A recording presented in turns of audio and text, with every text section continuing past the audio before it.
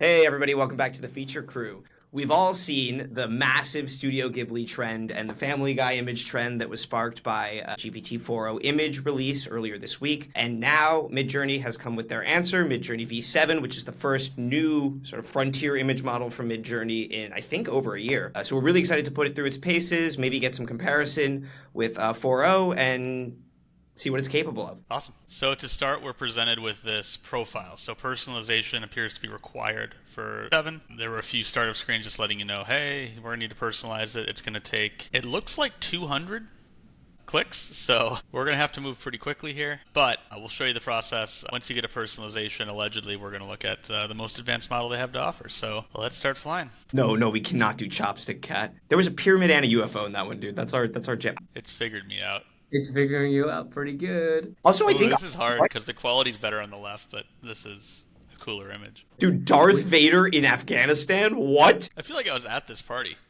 Like I had this jacket. Yeah. Oh, whoa, left. No! Get out of here, kid. Get your own Midjourney. That one was good, though. That had like a 2001 vibe to it. It's absolutely unbelievable that they require you to go through this. We're not even halfway done. Like, I think it'd be interesting. What is that one? Dude, she was squatting, full squat, deep squat. We went Catholic. We went very un-Catholic. Skip. Yeah, obviously. Wait, we totally just brushed over a girl sitting on a tentacle, but we can keep going. That's really good fabric. I'm so cooked that when I hear fabric, I think of, oh, you're speaking of Microsoft Fabric, the data platform. I had no idea it was this long. Sure. Okay. We found it. You've unlocked this profile. I'll never get to see my profile code. Try it out. Okay. All right, so a first test we love to do is a historically accurate Roman statue at the time it was completed.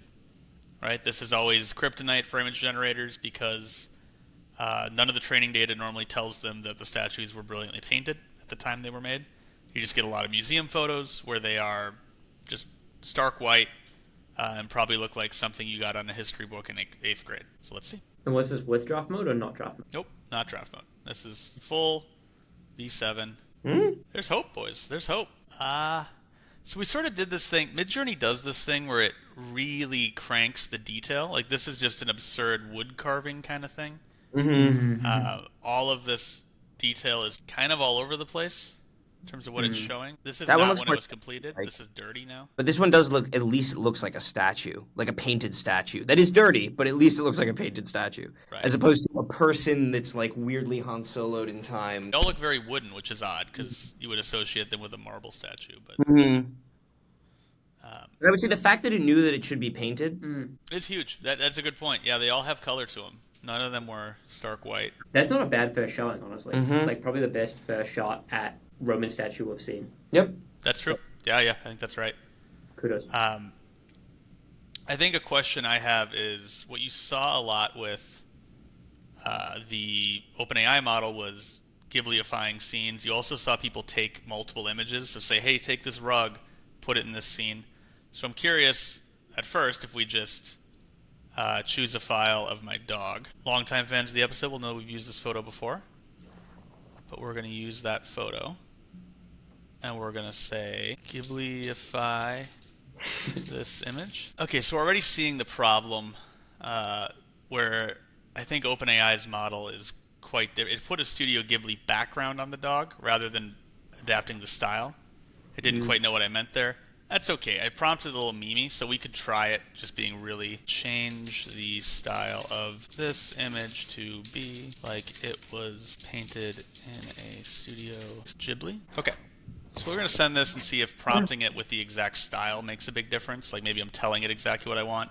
It's not quite as up on meme lingo, which is understandable. Really fast, by the way. Much faster than 4O's model, but so far substantially less accurate to the intent. Are you sure this is not draft mode? It's not. Draft mode's enabled when it be orange. So like you can see right here, we're in standard B7. And you go to draft mode. And so wait, can you open up some of these images so we can see them in a little bit more detail here? Absolutely. Okay. So it's sort of getting this. It's sort of getting there. This is way, like, to Chris's point, this is so overly detailed, right? Like, Yeah. Well, it's merging between like Ghibli, like the dog looks more Ghibli, and then this sort of merges into like almost photoreal ground on the left, and like yeah. Yeah. It is kind of like a weird merge. Like Chris said, it's not fully understanding the intent. And I'm also like, see, this is the thing is it's not the same dog, I don't think. No, We as humans aren't great at recognizing, like I see a Bernese and I'm like, that's a Bernese, right? Like I'm not good at distinguishing two Bernese Mountain Dogs from each other. But like maybe we should throw in recognizable cartoon character or something that we'll be able to see how faithfully it really recreates it. Or maybe actually let's throw in something that we've generated with ChatGPT in the past so we know it's not in training data. sure. Yeah. What we've loaded in is a cartoonified version of me in Family Guy style that was generated by 4.0 image. And now we're going to see if, because this character of me is obviously not in training data, how well Midjourney here can respect that and then create an image with a cartoon me in it. What do you want to do? Put me on stage at a Comedy Cellar. At the Comedy Cellar, sure, yeah. Because you already have the mic, so there's actually. It will be interesting to see, and it'll be a little silly if it keeps the mic, right? Yeah, it's like a different mic than they would ever have at the Cellar. So yeah, it'll be interesting to see. It is impressive that it goes quick, I guess. Like it's faster than the 4.0 image. Oh, it's totally broken. I see myself in there. I think it lost the style. Kept the RGB elements. I'm not sure what happened here, guys. I got to be honest. Our LSD buddy showed up, and oh my god. You look like you might have taken a little enhancement yourself. Things are happening. I didn't understand you're at a comedy show because, like, there's a desk over here.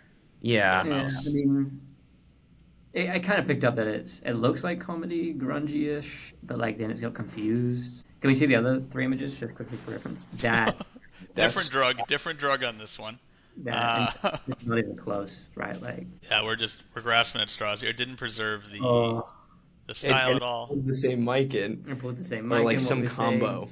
I mean, again, it kind of intuited that it's the Comedy Cellar is like, you should be doing stand up. It's got the brick, so. But in terms of the style and stuff, like, we're not directly comparing to 4.0 right now, but so far it's a world of difference, at least from storyboarding.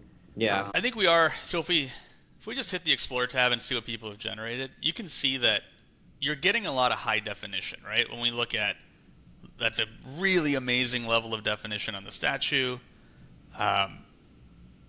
But you're not able to exert a lot of control over this. I think we should try draft mode to see if that solves some of this problem that we can go back and forth on. Should we just have it generate a cartoon character from scratch and then try to reposition it in draft mode? Yep. Yeah, generate a cartoon squirrel. Got some options here. Can I... Did it say it was supposed to be a chat pane?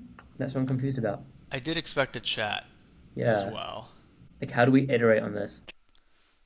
Now make it climb a tree. Okay, so when I said now climb a tree, it is remembering the context from before. That there's a squirrel. We're getting some fantastical results here. We're getting some butt eyes. Oh God! But it did keep the cartoon squirrel thing, right? Because you just said now climb a tree, and then it added that, right? It kept the context that it was a cartoon squirrel, but not the same cartoon honestly, squirrel. Look at that third image. Again, I have to dock massive points, like for the climbing the tree. The fact that there's an eye in the leg. Yeah. I would not expect that of the latest models. Well, also the art style completely changed. Yeah. Completely changed. The art style, the characters changed. Like everything changed, except for the fact that this is about a squirrel. I mean, it really just feels like draft mode is like even faster than normal mode, but it seems like you're not exerting control, which means it's basically just kind of useless. Like maybe the thing is you want to just generate 50 images, like, draft, but... Yeah, it feels like an accepting that you have no control instead of giving you control. So, you have no control, so you can try a lot of things as opposed to we want to give you control. To me, this is the big problem with the diffusion models. I experienced this with Suno as well. You can get incredible outputs out of them. They've had massive pre-training. They've been scaling the same way as the LLMs, and so they can get really photorealistic stuff. They can do really impressive things, but... when they and beyond their classic limitations, which we all kind of know, text and consistency and characters and stuff like that, they don't understand language. Yeah. They don't understand language That's correct. nearly as well, even in the same ballpark as the transformer models. And you feel that because it's not understanding your prompts. Yeah. And so there's like a consistency, like same prompt gives the same response problem, but then there's also it didn't even understand your prompt in the first place. It gets it in broad strokes. Yeah. Right. No nuance. And I do think that kind of limits the real use cases of these models, right? I think 4.0 is kind of taking the world by storm because as soon as you added that ability to understand and iterate, everyone's like, wow, the potential is limitless. Yeah, maybe the last thing to test here is text. Yeah, and just generally like some of these useful tasks of like, can you create a graphic that we might actually use? Yeah, I guess. Yeah. Final test here. Make a neon sign with the words "The Feature Crew" in it, and place the sign on a brick background. 4.0 would do just fine at this. Text has historically been a problem for Midjourney.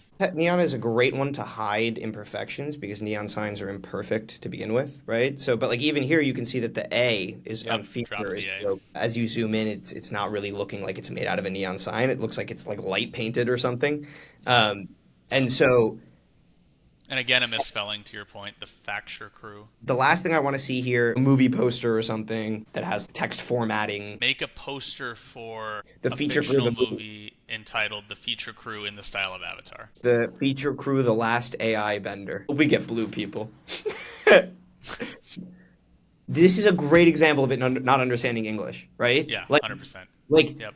Avatar, fair that Avatar is ambiguous, but when we have the Feature Crew, the last AI bender, like ChatGPT 100% of the time would understand what is meant there. We're talking about the last airbender, not blue people Avatar. Also, we're getting all kinds of artifacting our details in trouble here. The words don't make sense. Look, I know we're going to get people in the comments saying like, yeah, if you prompt it perfectly and use a lot of the dash syntax, I get it. I understand we could tune it to get a single image that's really good.